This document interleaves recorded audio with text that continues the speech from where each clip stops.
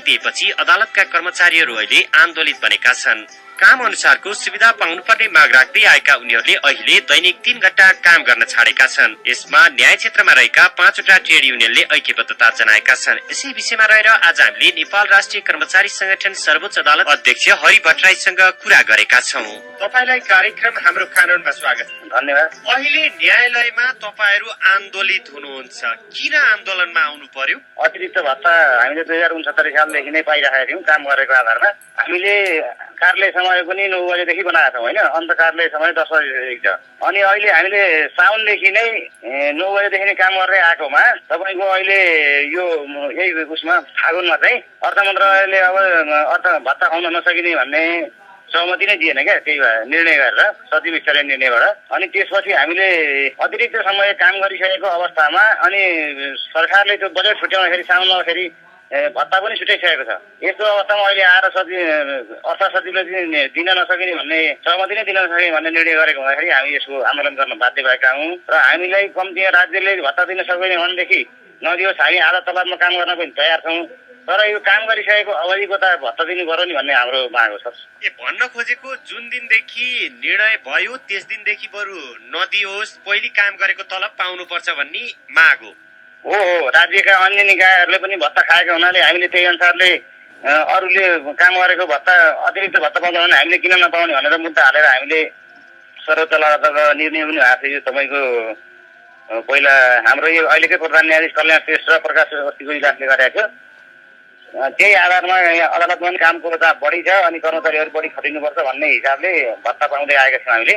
र हामीले 1 घण्टा समय पनि अतिरिक्त काम गर्दै आएको हुँदाखेरि हामीले गरेको कामको चाहिँ पारिश्रमिक पाउनुपर्छ भन्ने हाम्रो माग छ। अहिले तपाईहरु 1 घण्टा अतिरिक्त काम गरिराख्नु भएको छ कि छैन? गरिरहेका छौँ सर, गरिरहेका छौँ। अब यो सरकारले नदिने भनेको पनि थिएन। अर्थ सचिवले चाहिँ अप्रत्यक्ष रूपमा प्रधान न्यायाधीशसँग कुरा गर्दाखेरि आउँछ, यो अहिले अब तत्काललाई निर्णय नभएको मात्रै हो, बजेट छुटिसकेको छ, तसर्थ यो खानालाई पाइहालिन्छ, कर्मचारीहरूलाई त्यही अनुसार काममा लाउनु भनेर भनेको भन्ने हामीले मौखिक जानकारी पाएका थियौँ। तर अब अहिले अर्थ मन्त्रालयले सहमति नदिने भइसकेपछि भत्ता विनियोजन भएर आउँदा पनि हामीले खान नपाएपछि हामीले यो आन्दोलन गर्न बाध्य भएका हौँ। र हामीले यो सरकारी वकिल कार्यालयका 75वटा जिल्ला अदालत, जिल्ला सरकारी वकिल कार्यालय र हाम्रा सबै यो जिल्ला अदालत, उन्नयन अदालतहरू सबै आन्दोलित भएका छौँ। कहिलेसम्म गर्नुहुन्छ त आन्दोलन? तपाईहरुको निकास कहिले निस्किन्छ? तपाईहरु वार्तामा पनि त बस्नु भएको होला नि? हाम्रो यो चाहिँ नि 2 हप्ता भन्दा बढी चाहिँ आन्दोलन गरेको भइसक्यो। पहिला हामीले सुरुमा विज्ञप्ति निकालेका थियौँ हैन, अल्टिमेटम दिएर, त्यसमा नभएपछि 7 दिनसम्म हामीले कालोपट्टि बाँधेर आन्दोलन गऱ्यौँ। त्यहाँ पनि सुनवाई नभएपछि हामीले बाध्य भएर यो हप्ता चाहिँ अब 3 घण्टा काम बन्द गर्न भनेर आह्वान गरेका छौँ। र यो माग पुरा भएन भने अर्को आइतबारदेखि चाहिँ हामी सबै कार्यालय समय पुरै समय बन्द गर्ने भन्ने हाम्रो विज्ञप्ति नै जारी गरेका छौँ। र अहिले हामीलाई आज हाम्रो रजिस्ट्रारज्यू, सर्वोच्च अदालतको रजिस्ट्रारज्यूले चाहिँ कुरा भएको छ, कानुन मन्त्रीले के अरे पोजिटिभ हुनुहुन्छ भन्ने कुरा गर्नुभएको छ। अरू निकास केही आएको छैन। अर्थमन्त्री बाहिर चाइनातिर जानुभएको हुनाले हुने नहुने भन्ने कुराहरू केही निष्कर्ष निस्केको छैन भन्ने कुरा गर्नुभएको छ। त्यसो भए त 14 गतेसम्म त केही पनि नहुने रहेछ। तपाईहरु त्यतिकै आन्दोलन गर्दिएर जनतालाई दुःख त दिन भएन नि? होइन, जनतालाई दुःख हुन्छ भनेरै हामीले चाहिँ 1 बजेदेखि काम गरेका छौँ। बाँकी कामहरू हामीले गर्न भ्याइहाल्छौँ सर। अलिकति अब दुःख त भइहाल्छ होइन। र जनताकै सहजको लागि हामीले चाहिँ यो 8औं महिनासम्म 1 घण्टाभन्दा बढी काम आएर गरिसकेको अवधिमा गरिसकेको हुँदाखेरि हामीले माग नजायज हो जस्तो लाग्दैन सर। हामी के कारणले भत्ता रोकियो त? एकाएक साउनमा, त्यसभन्दा अगाडिसम्म खाइरहनु भएको थियो, तपाईहरुले काम पनि गरिराख्नु भएको छ। अर्थ मन्त्रालय अन्तर्गतका अन्य निकाय विभागहरूले त यो भत्ता पाइराखेका छन्। यो न्याय सेवामा मात्रै किन यस्तो अवस्था आयो? होइन, यसो छ सर, यो अख्तियारले प्रधानमन्त्री कार्यालयले खाइरहेको छ। किनभने अख्तियारले चाहिँ अलिक धम्झाउँदो रहेछ, उसलाई सहमति दिइहाल्दो रहेछ। त्यहाँबाट उसले कसरी सहमति लिएको रहेछ भनेदेखि एक आर्थिक वर्षको लागि होइन, प्रत्येक वर्ष चाहिँ प्रोत्साहन प्रणालीका आधारमा भत्ता खाने भन्ने सहमति सरकारले दिएको रहेछ। हामीलाई चाहिँ के छ भने बजेट छुटिएर आएको भए पनि तपाईँको एक आर्थिक वर्षका लागि मात्रै सहमति भनेर त्यसले मन्त्री परिषदले निर्णय गर्ने रहेछ सर।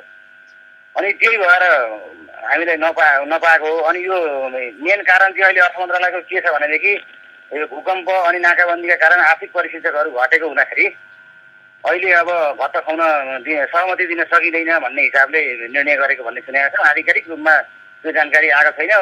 अर्थ मन्त्रालयले केवल भत्ता खुवाउन नसकिने भन्ने मात्रै जवाब पठाएको। आर्थिक वर्षको सुरुवातमै तपाईँहरूले त्यति कुरा थाहा पाएर त्यति बेलै अतिरिक्त काम नगरेको भए पनि त हुन्थ्यो नि, त्यति बेला त चासो दिनु भएन तपाईँहरूले? होइन सर, यहाँबाट हामीले सुरुमै पठाएको हो त्यो निकासको लागि, अहिलेसम्म जवाफ आएको छैन। भर्खर त्यो अर्थ मन्त्रालयले सहमति नदिने भन्ने निर्णय गरे। अनि हामीलाई चाहिँ यहाँको सम्मानीय प्रधान न्यायाधीश र रजिस्ट्रारबाट चाहिँ यहाँ हाम्रो भत्ता आउँछ, बजेट छुट्टिसकेको छ, तसर्थ हामीले 9 बजेदेखि नै काम गर्नुपर्छ, प्रभावकारी पनि भएको छ, प्रोत्साहन भत्ता आएपछि अलिकति न्यायालयमा छिटो छरिटो काम पनि भएको छ भन्ने हिसाबले हामीले पनि ट्रेड युनियनहरूले पनि 1 घन्टा बढी काम गर्दाखेरि के हुन्छ भन्ने हिसाबले पोजिटिभ रूपमा काम गरेको हो। अरू कुनै अब प्रोत्साहन भत्ता खाने अफिसमा 10 बजेदेखि नै काम हुने गरेको छ, हामीले मात्रै 1 घन्टा बढी समय गरेर काम गर्न थालेका हुन्छ। त्यसो भए अब प्रधान न्यायाधीशज्यूले त्यति कुरा भनिसकेपछि त त्यहाँका कुरा मानेर आन्दोलन सबै फिर्ता लिए भयो नि त? होइन, अहिले केही भन्नुभएको छैन उहाँले, आउँछ पनि भन्नुभएको छैन, आउँदैन भन्नुभएको छैन, पोजिटिभ छन् भन्नुभएको छ। पोजिटिभ छन् भन्दैमा चाहिँ तपाईँको यसरी निर्णय भएर आइसकेपछि हामीले त अब त परिणाम चाहियो नि सर। परिणाम ननिस्किदासम्म तपाईँहरूको आन्दोलन जारी रहन्छ? हजुर सर। हस्, धेरै धेरै धन्यवाद। हस्, धन्यवाद।